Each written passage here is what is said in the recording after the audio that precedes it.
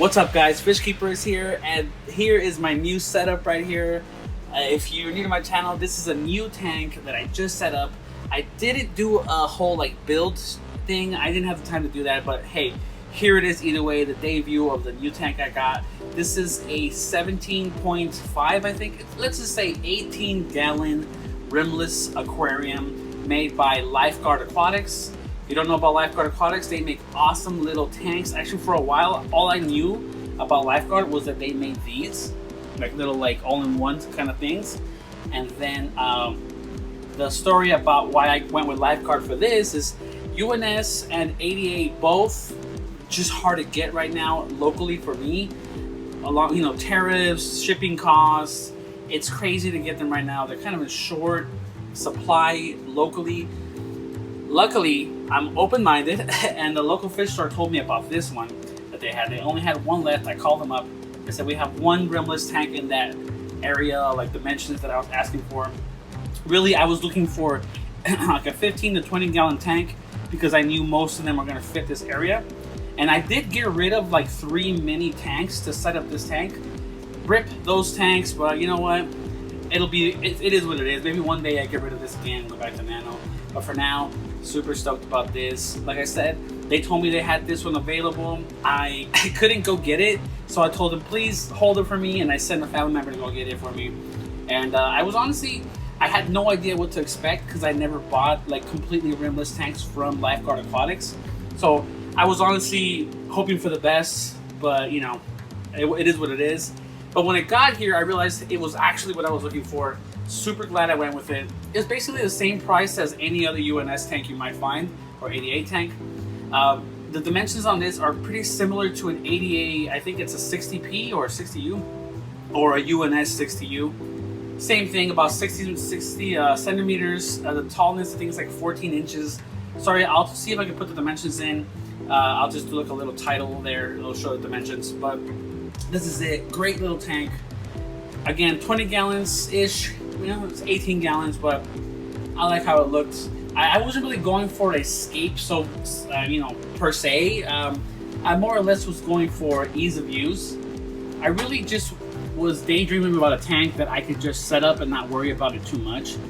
Coming from shrimp and plants and CO2, I really wanted a break when it came to fish tanks, and I was like, look, let's just set up something that's just low maintenance, and if I leave it alone, it'll survive on its own kind of thing, which is why I went with Java Fern back here. Great stuff. I love Java Fern. Truth be told, I might switch that later to just a bunch of stem plants, but we'll see. Back there, some Hygrophila 53B, and then some, I think it was Wisteria Hygrophila. Different hygros back there, basically. Eventually, I'll cut them and snip them and plant them again, and it'll just cover up that area. I might just allow it go all the way back there. If I can get a hold of some Pinatophyta again, I might start planting some Pinatophyta all up and down the logs. In here and down here, I planted dwarf sag, just because I know that doesn't require basically anything. I mean, dwarf sag, I've seen videos on YouTube, people growing them in completely shaded areas, and they just take over either way regardless. So with patience, dwarf sag will fill in the area. I also was brave enough to put them down here in the sand. Just hey, look, if dwarf sag carpets the whole tank, I'm gonna let it happen, Screw it, it is what it is. I don't really have any kind of planting substrate in the bottom here. It's just sand, but if dwarf sag wants to do its thing, I'm gonna let it do its thing. So dwarf sag right there. I did get a Nubia's Nana, but they are kind of pricey because it takes forever to grow Nana Petite. So I was only given that one by a family member, and I've had a little. Sorry, that was my air fryer. Anyways, so Java Fern right there. Dwarf baby tears is probably the only reason why I'm gonna have to increase the lighting in this tank. I do have it on a decently low setting right now. It's just that the camera is showing it a little brighter. So I did say I wanted a low maintenance, low light kind of tank, but because of the dwarf baby tears, I don't know. I'm actually going to increase the light and see what happens. So once I increase the light, I might actually start doing other plants, in which case I might say bye to the Java Fern. So we'll see how this scape evolves over time.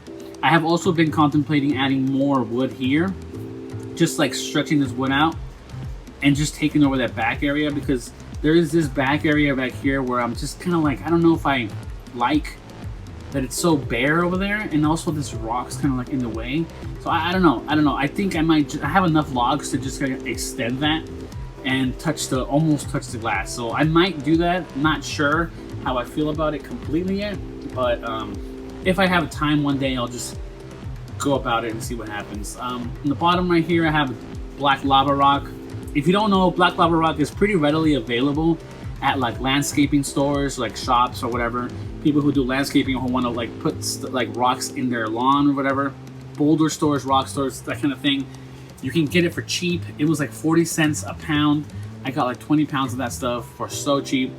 Local fish stores do charge a lot more normally, about $3 to $5 a pound. So I was able to scoop up a lot of that. For pretty cheap. The one thing I did spend a lot of my budget on was this this Malaysian Driftwood. These are about 4 pieces, all kind of stacked on each other.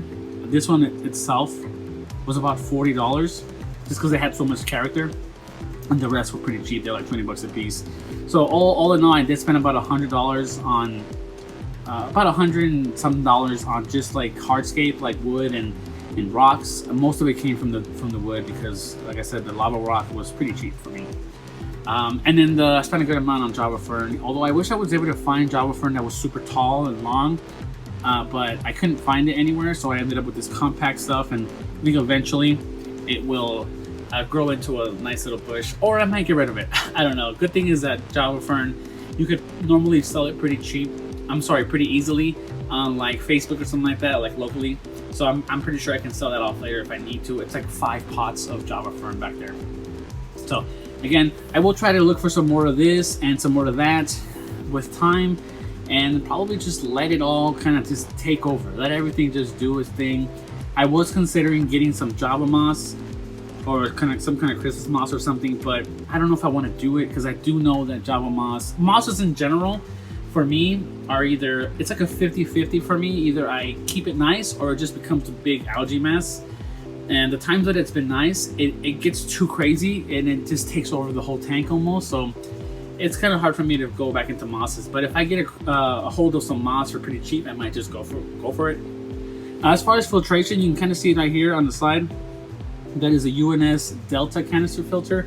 I forget what model it is, guys, but I think it's like the 60. I want to say there's a smaller version, and I think this is the medium, and then there's one more that's bigger. Same thing, they're really hard to find right now, at least locally for me, because again, UNS, maybe, I guess they all come from China or something, but from what I hear, shipping from foreign countries to us right now is pretty expensive. But if you can get your hands on a UNS Delta canister filter, they are honestly awesome. I have a Filto Smart 60, which would have been fine for like smaller tanks than this, but that after about 8 months has been starting to make a lot of noise, versus this guy's just quiet as can be. So also very easy to like clean out. UNS Delta filter, awesome little filter. That's what I have on there. My light is the same light I've been having on these tanks for so long. Since about 2018, I bought this like Pawfly high top brand LED adjustable RGB light. All the keywords LGB. Cut that. RGB, LED, dimmable, programmable, all that stuff. They were like on Amazon for like 30 bucks for a long time. I actually resold a lot of those for a while when I first found out about them. Sold about 15 of those just by buying them on Amazon and selling them locally. But nowadays they don't even make them. At least I can't find them on Amazon anywhere. So if this light ever breaks, I don't know what I'm gonna do. I think the next equivalent to this light is like the Twin Star, like the E series. They're pretty similar lights to this kind of. Then again, I have never used a Twin Star, so but visually, that's what it looks like a Twin Star. So besides that, I do have a heater back here. I don't normally use heaters. It's like back there. I normally don't use heaters, but if I ever do, I'll throw a Tetra heater, and I know that's like a really cheapy brand, kind of like whatever heater, but my logic behind it is I hate the idea of heaters malfunctioning one day and like just cooking your whole tank, like just boiling your whole tank. So I figured with the small, like cheap one that only has like, I think it's only like 15 watts or so. I feel like even if that went crazy, I think my tank would still be fine because it's so small. So and fully working, it'll probably only adjust the temperature like a couple degrees, which is perfect because I live in Southern California. The weather's pretty normal here, pretty mild, so I don't have to worry about heat that much. We are going into the fall, which is why I was like, let's just throw a heater at it. Otherwise, I probably wouldn't have used a heater. And so yeah, so that's why I have a heater in there, and I have a cheap Tetra one. I actually don't even know if it's working. I think it is, but I don't know. I also went with frosting the back. If you ever thinking or considering frosting the back of your tank, you could buy that like etched vinyl kind of thing. It is kind of pricey. I mean, not really, but I mean, compared to regular stuff that I'm going to tell you about right now, it's really expensive. So what I use instead, because I didn't want to spend $30 on vinyl, I run a vinyl business, and I was like, well, I feel like I could just use silver metallic vinyl, and I did, and it looks pretty good to me. I mean, it looks great. The opacity is different compared to the etched vinyl that everybody gets.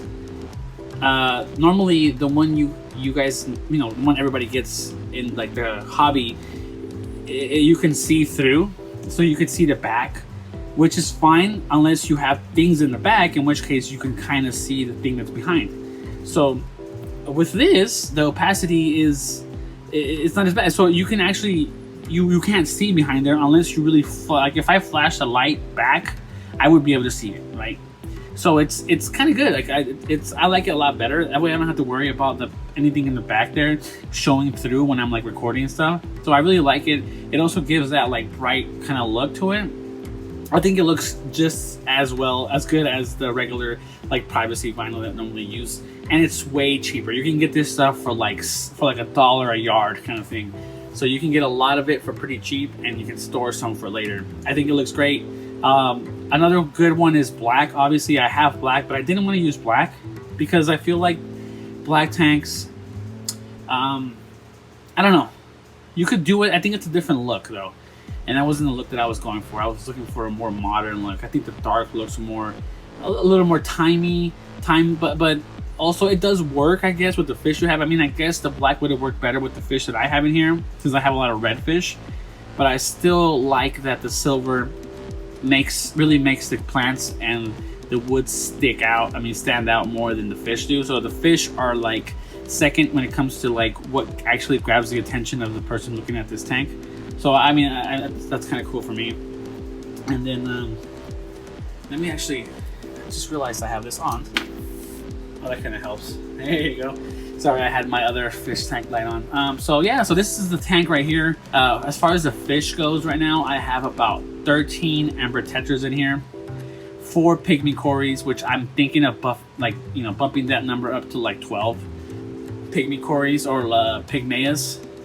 I did actually go with 8 stir-by cories to begin with, but there was a problem with the cories I got from one of the local fish stores. They actually rectified the problem with money, but 7 cories were lost, basically, are dead, because of how they were kept at the fish store, and they agreed to it, and I showed them proof and everything. And so I bought 8 of it initially with a great deal, and then only 1 survived.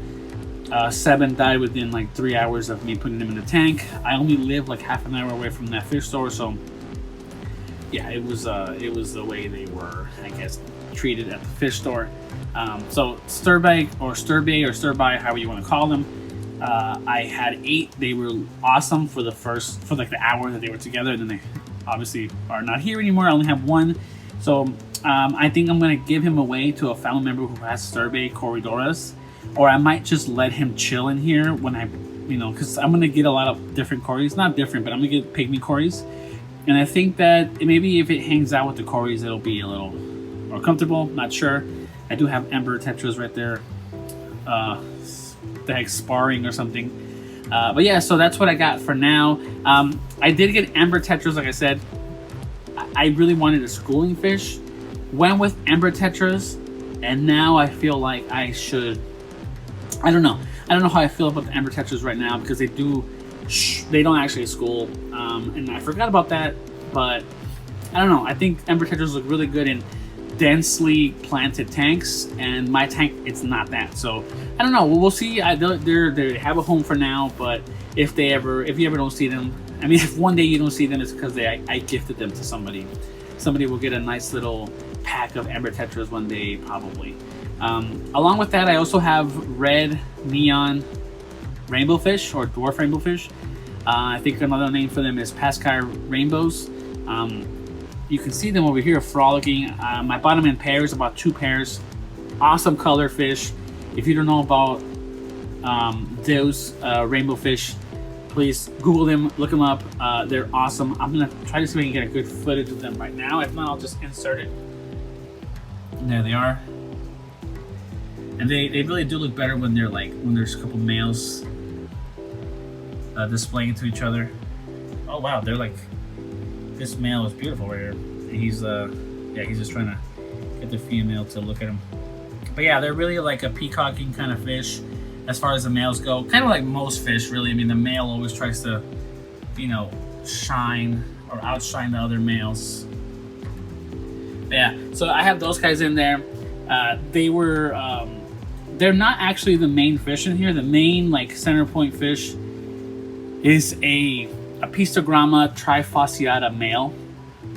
I don't know where he's at right now. I think, I don't know. I don't know where he's at right now. He normally hides in a hole in there.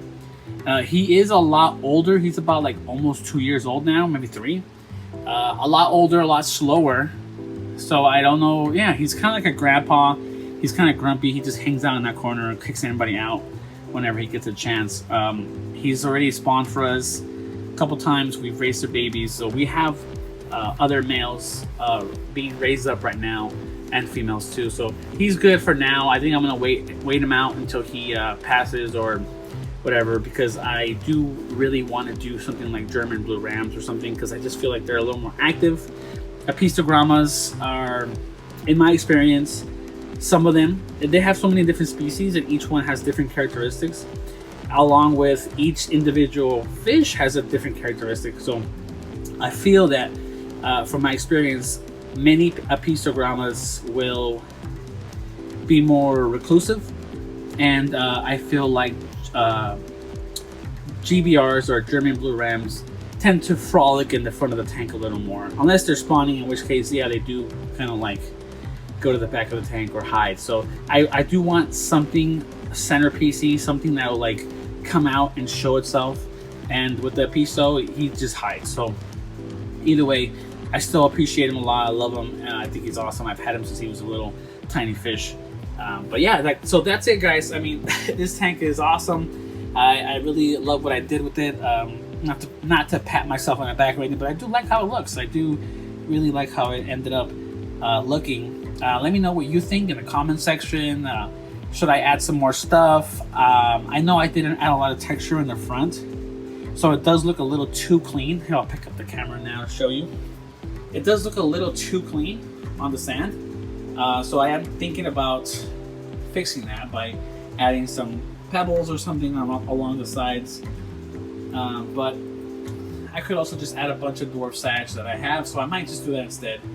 But for now, that's all I got, guys. Thanks for sticking to the channel, and if you're new, subscribe if you can. In the future, I will be doing some kind of aquascape with this tank and my other tank that I have. And yeah, so stay tuned for those, and I'll catch you on the next video. Thanks.